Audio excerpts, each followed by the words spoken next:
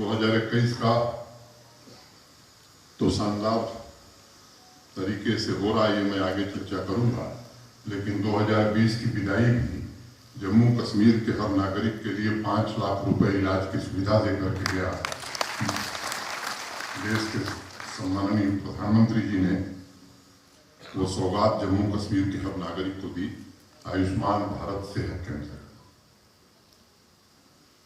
पहली तारीख को मैं दिल्ली में था और नफेड और यहाँ के कृषि विभाग में एक MOU हम लोगों ने साइन किया 1 तारीख को, जिसमें हाई डेंसिटी एप्पल की एरिया भारी मात्रा में कश्मीर में भी बढ़े और जम्मू में भी जिन जिलों में सेब लगाया जा सकता है वहां सेब लगाया जाए। इस काम को अंजाम देने की शुरुआत हम सबने की है। कोल्ड चेन और कोल्ड स्टोरेज का क्लस्टर बनाना, मार्केट लिंकेज करना।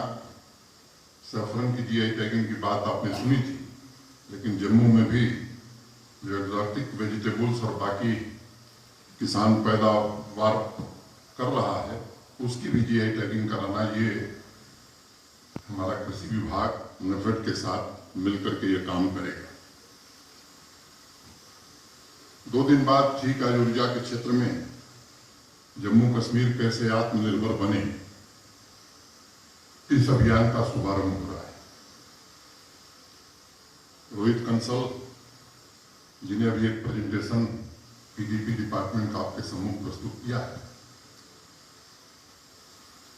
जब श्रीनगर से हम जम्मू आ रहे थे तो कश्मीर के निवासी एक ही बात की चिंता व्यक्त करते थे कि पिछली बार सर्दियों में बिजली के अभाव के कारण बहुत परेशानी हुई। स्वाभाविक भी है, 2 बार हम सब लोग बैठे, जो संभावना बन सकती थी, अभी उन्होंने बताया कि पिछले वर्ष की तुलना में 17% ज्यादा बिजली उपलब्ध हो रही है। जब मैंने बैठक में बात कही कि भाई बर्फ पड़े तो भी हमें बदलना ही है, और ग्रामीण क्षेत्र में अधिकतम 48 घंटे में कई प्रकार के प्रश्न आए, लेकिन मैं आभारी हूं अपने सभी सहयोगियों का जिन्होंने मिलकर के केवल फैसला नहीं किया बल्कि आज उसे जमीन पर उतार करके दिखाया है। अभी कुछ दिन पहले मैं था श्रीनगर में, भारत सरकार के श्रम मंत्रालय के अस्पताल का शिलान्यास था, 100 बेडेड हॉस्पिटल का।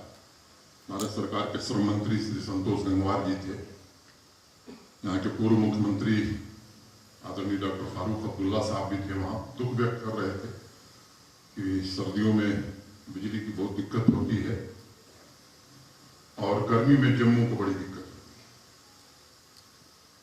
पुराने व्यक्ति हैं, यहाँ के कई बार मुख्यमंत्री रहे हैं, उनके भी राजनेता हैं, ये सच है। और जम्मू और श्रीनगर में भी हम 24 घंटे बिजली नहीं दे पा रहे हैं, सच्चाई है। देश के दूसरे राज्यों में ग्रामीण क्षेत्रों में 20 घंटे बिजली मिल रही है।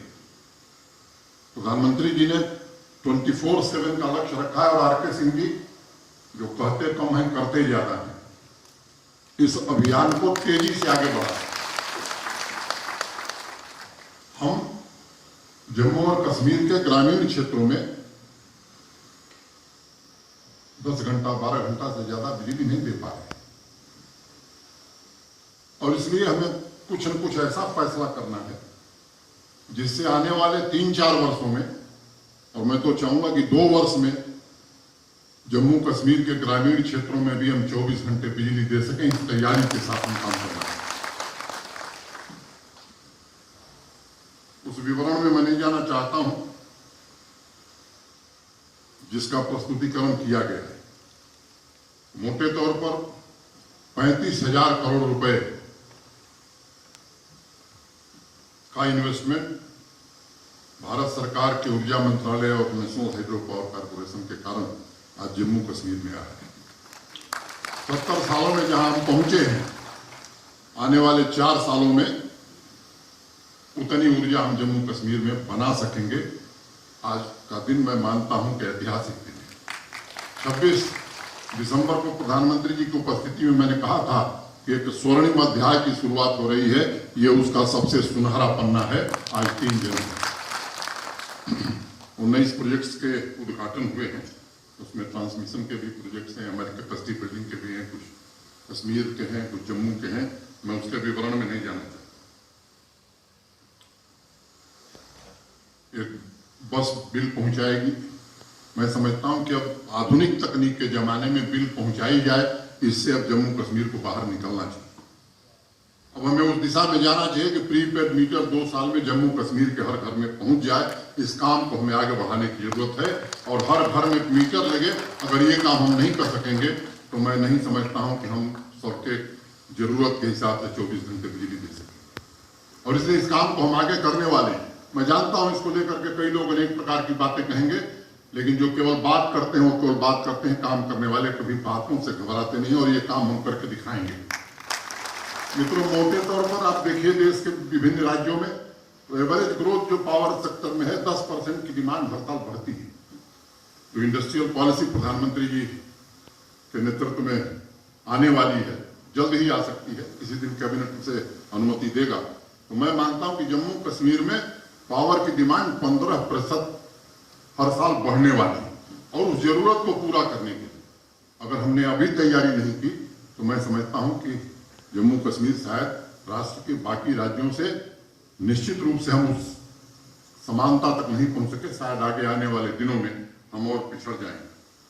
अभी बताया गया कि अभी तक 3504 मेगावाट बिजली हम पैदा कर रहे हैं और आज 3498 मेगावाट बिजली बनाने का संकल्प यहाँ हस्ताक्षरित किया गया है। मित्रों, ये ज्वाइंट वेंचर है एनएचपीसी के साथ हमारा, और मैं कहना चाहता हूं कि सियालकोट सावलकोट ये 1984 में आरके सिंह जी बनना शुरू हुआ। 36 साल हो गया। 36 साल में 1 मेगावाट पावर हम नहीं बना सके। कई लोग यहाँ विद्वान बहुत हैं, बता रहे थे मेरे पहले जितेंद्र सिंह जी, कई लोग तरह तरह की बात करेंगे। मित्रों, मैं कहना चाहता हूं कि इस देश में एक समय था जब ये धारणा बन गई थी कि इस देश में हाइड्रो पावर प्रोजेक्ट लग नहीं सकता। एक धारणा बन गई थी। देश में तमाम पर्यावरण पर काम करने वाले विशेषज्ञ, उनके पास और कोई काम नहीं था, यही काम था कि हाइड्रो पावर प्रोजेक्ट जहां बन रही है वहां चल के धरना देना।